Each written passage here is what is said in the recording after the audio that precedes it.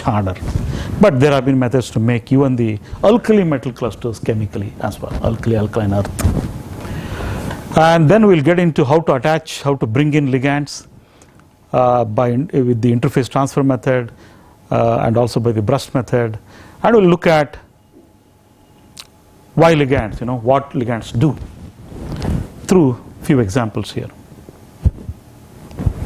This is the example where this is a burst method where aqueous Au3+ is taken to organic medium, and in the organic medium it is phase transferred using a tetraoctyl ammonium bromide, a phase transfer commonly used reagent, and this forms a complex, and this complex is fed with dilute NaBH4, which releases nascent hydrogen, and that's how Au3+ gets reduced. But because there are already ligands waiting there, including alkane thiols if you have added, you can have the gold clusters stabilized there. With this method, people have prepared different metal systems. As I told you, aqueous species dispersions tend to have particles decorated with charges like this. Charges are stabilizing the particles, often destabilizing the particles in aqueous preparations. While in organic, you bring in a polymeric or organic shell around, and that's very well defined, even in terms of how many molecules should go on a given particle of a given size. So well defined by concentration. So you will have the metal particle system stabilized by this kind of ligation. Ligand shell will be on top of the metal particle. Here is another technique where you take a hydrosol. This is a already prepared gold sol, and then you get it phase transferred itself by leaching out the ions and decorating them with organic molecules. Color representation here is not great, but just bear with me. This is a clever method. You can see that here you need the metal ingredient like a metal salt solution, and you need a reducing agent, you need a stabilizing agent, right? If you cleverly arrange this across liquid-liquid interface, you can have the nanoparticle film grow at the interface only. When you have water-oil mixture, water-organic solvent mixture, the bilayer thickness, what is the bilayer thickness? Is of the order of few nanometers actually. So you have a nano reactor defined, well-defined reactor at the liquid-liquid interface where you synthesize the particles and just get them stay in that region, confined to that region only. So you end up forming actually very well-defined films made up of nanoparticles. And these methods have been extensively used for preparing metal particle films. See the particle sizes here, they are typically between 7 to 10 nanometer. If you break the film, you will actually form organosol or aqueous sol, depending on what kind of ligand you end up using. Using this method, people have made even semiconductor particles, films. This is cadmium selenide, nickel sulfide, and there are a lot of results existing with respect to liquid-liquid interface based methods. There are also a lot of results on core shell structures. This example is taking PD561 and coating given amount of nickel on that. Nickel nuclearity is here 1500, in the other case it is 4500. Nickel brings the magnetism. If you find it hard to prepare nickel particles themselves because they're very reactive, you have them coated on palladium. Palladium is well defined, you already made a new template for it, so then you can grow nickel of a given thickness. So such techniques are well demonstrated in the literature. And look at the kind of mesolattice these core shell structures form. You can see that each dark dot here is single core shell particle. They can form large lattice types like this, hexagonal and square lattices. Well, I was talking to you about polymers like polyvinyl pyrrolidone, which doesn't really control the shape. It just caps and protects growth. But if you intelligently put in ligands like CTAB, then you can be guiding the growth as well. In which case you end up not with spherical particles, but with very interesting shapes. There has been a review article by Xie et al. In 2009, and further on there have been some more articles, many more articles, wherein you're talking about cubes, truncated cubes. Look at the interesting structures here, prismatic structures, right? Even nanorods. All sorts of shapes have been made, including tiny triangles and hexagonal plates. These are not produced in not few of them, like people have learned to produce them in gram quantities because of the associated optical properties. These exhibit very interesting properties compared to spherical systems of the same kind. There is one simple experiment from Bangalore, Professor Rao's laboratory. You take the nickel foil and just dip it in water. It's a very old result, known result, that nickel gets covered with zinc oxide film. It is water oxidation. Water is oxidizing nickel. Very simple. But with slightly controlled conditions, he produced zinc oxide nanorods, right? I'm sorry, did I say nickel? Zinc foil dipped in water goes to zinc oxide. So he carefully optimized the conditions and prepared zinc nanorods like this. This is an old result from his lab. And similarly, tellurium semiconducting wires produced by solution-based methods. You all know how the PCB is produced, right? Electroplating techniques. There also you can bring a lot of fine control, and since 1990s this electroplating method itself has been revisited many times. There are very interesting results in the literature. This one is showing how silicon can be coated with gold by galvanic displacement reaction, and this is actually a system with 0D, 2D, right? Is a hybrid dimensionality system. So you have these particulates which are sort of loosely coupled to form a film like this, and they tend to exhibit very interesting properties. A very simple chemical methods. You have the plating solution, you just dip nickel and you will see within minutes gold coming up.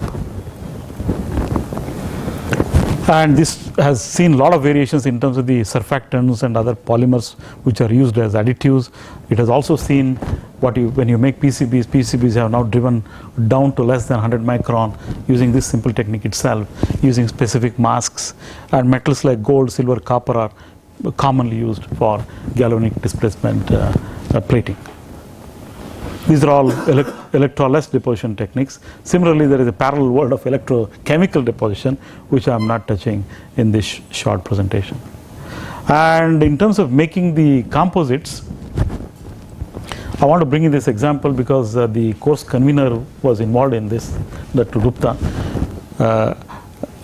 These are actually gold nanoparticles embedded in an elastomer, a polymer, which is PDMS.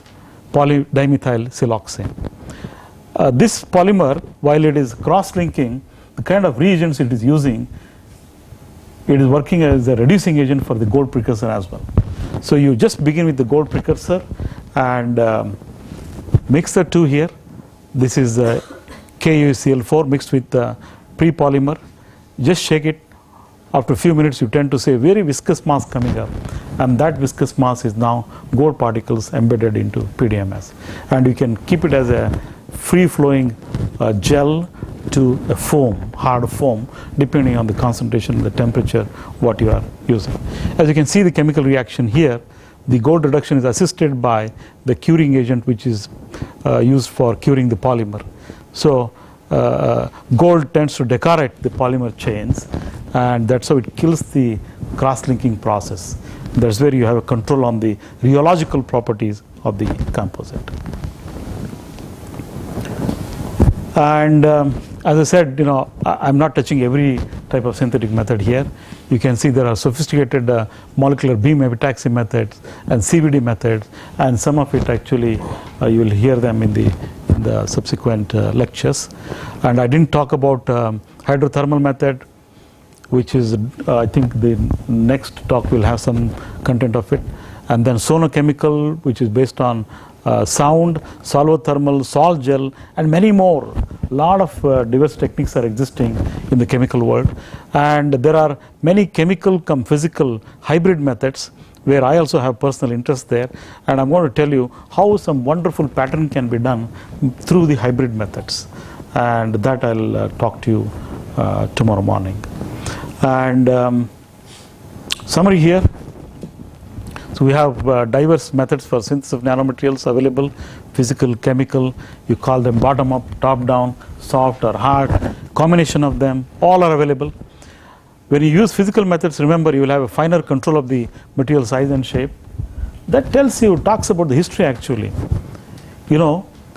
Fullerene, carbon nanotubes, these are all born in vacuum using these methods, right? Fullerene was a result of a very sophisticated laser ablation method. And carbon nanotube was a result of arc discharge, perhaps even laser ablation. And we learned to make nanomaterials simpler and simpler.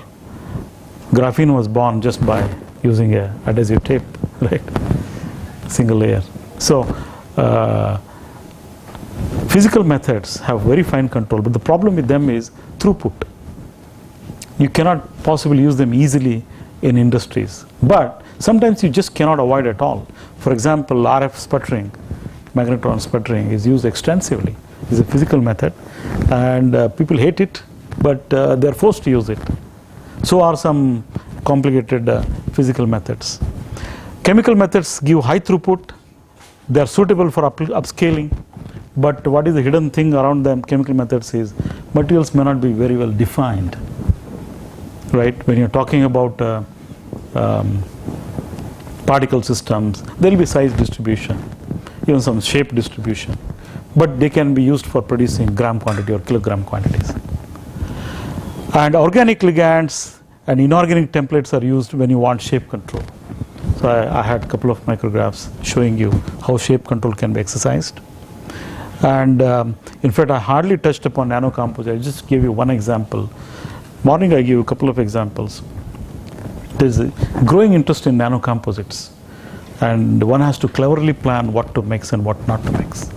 In fact, in the literature you find results where everything is almost being mixed with everything else. One has to be careful in mixing. Unless you realize the synergy, you should not mix things, right? So, but there's a lot of interest in synthesizing, utilizing nano composites. I want to say more, but my time is up. The timer is running here. 45 minutes done, so I shall stop here. I know what I did not cover is important properties of nanomaterials. Let us leave it to the convener to decide if and when I should be covering. Thank you. Questions now? So in the laser ablation method, you have said that we use pulse laser. Why do we use a pulse laser? Why don't we use just laser which is very high energy? Well, if you're using continuous laser, the stimulated emission kind of laser beam it produces, you will not have enough energy density. When you do the Q switching, what is called Q switching, you essentially condense the time pulse. Instead of having seconds or milliseconds, you bring it down to few nanoseconds so that your energy density goes up. You want to create such high energy density because locally you want to reach such high temperatures. That's why you have them pulsed. And all that you can do if you want to make it look more and more continuous is increase the repetitive frequency. Academic labs will normally have 10 hertz, 100 hertz kind of repetitive frequency, but industrially people use even kilohertz.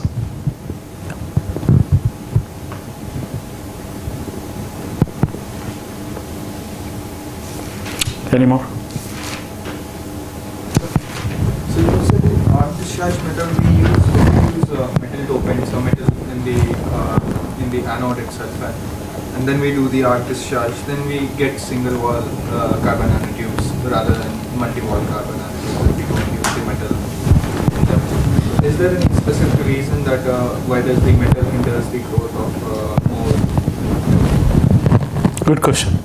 You see, metal is used as catalyst actually.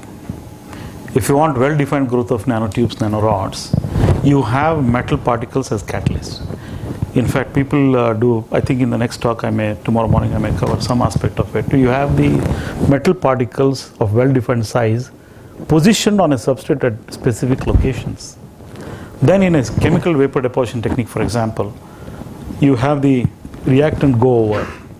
Metal particles work as catalyst and make the nanorod or tube grow on top. There are some very interesting aspects related to this growth also.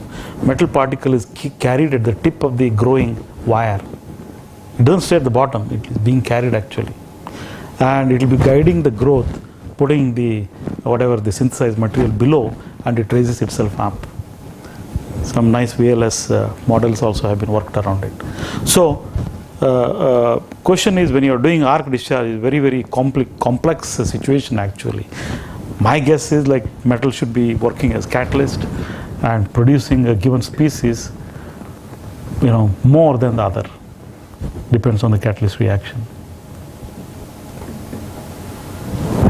Sir, if you look at the catalog of the different companies who provides commercially metal oxides, now they are giving in a very narrow range, like 18 nanometer, 20 nanometer, 25 nanometer, like that. So how they are able to control in such a narrow range and with uniform size? You mean metal oxides? Yeah, metal oxide or any nanomaterial. In fact, they are producing in kilograms. Yes, definitely. So what are those methods actually? Which are so much that you can even control within 2 nanometer or within 5 nanometers of the size? Definitely. I mean, I showed you even nuclearity control, right? Examples of metal particle systems.